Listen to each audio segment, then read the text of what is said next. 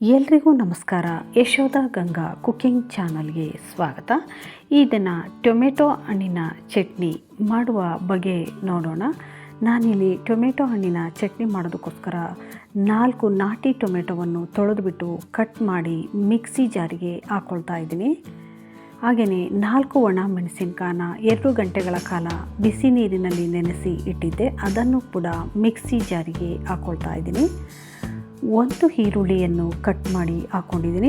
1 ಗಡ್ಡೆಯಷ್ಟು ಬೆಳ್ಳುಳ್ಳಿ ಎಸಳುಗಳನ್ನು ಕೂಡ ಹಾಕ್ಕೊಂಡಿದ್ದೀನಿ. 1 ಟೀ ಸ್ಪೂನ್ನಷ್ಟು ಬೆಲ್ಲವನ್ನು ಕೂಡ ಸೇರಿಸ್ಕೊಂಡಿದ್ದೀನಿ. ಅರ್ಧ ಟೀ ಸ್ಪೂನ್ನಷ್ಟು ಜೀರಿಗೆಯನ್ನು ಕೂಡ ಹಾಕ್ಕೊಂಡಿದ್ದೀನಿ.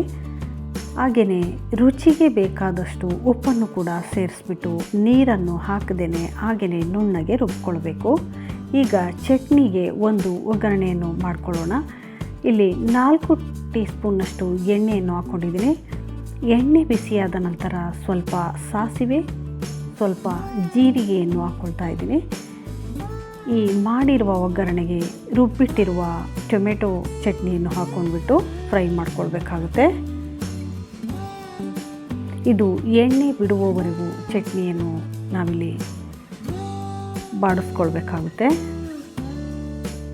ಹೆಚ್ಚು ದಿನ ಇಡೋದಾದರೆ ಎಣ್ಣೆಯನ್ನು ಸ್ವಲ್ಪ ಹೆಚ್ಚಾಗಿಯೇ ಬಳಸ್ಕೊಳ್ಳಿ, ಇಲ್ಲ ಅಂದರೆ ಸ್ವಲ್ಪ ಕಡಿಮೆ ಹಾಕ್ಕೊಂಡ್ರೂ ನಡೆಯುತ್ತೆ.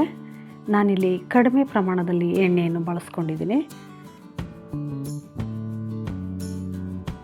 ಈಗ ರುಚಿಕರವಾದ ಮತ್ತು ಆರೋಗ್ಯಕರವಾದ ಟೊಮೆಟೊ ಹಣ್ಣಿನ ಚಟ್ನಿ ತಯಾರಾಗಿದೆ. ಇದು ರೊಟ್ಟಿ, ಚಪಾತಿ, ಇಡ್ಲಿ, ದೋಸೆ ಎಲ್ಲದರೊಂದಿಗೂ ತುಂಬಾ ರುಚಿಯಾಗಿರುತ್ತೆ. ಆರೋಗ್ಯಕ್ಕೂ ಕೂಡ ತುಂಬಾ ಒಳ್ಳೆಯದಾಗಿರುತ್ತೆ.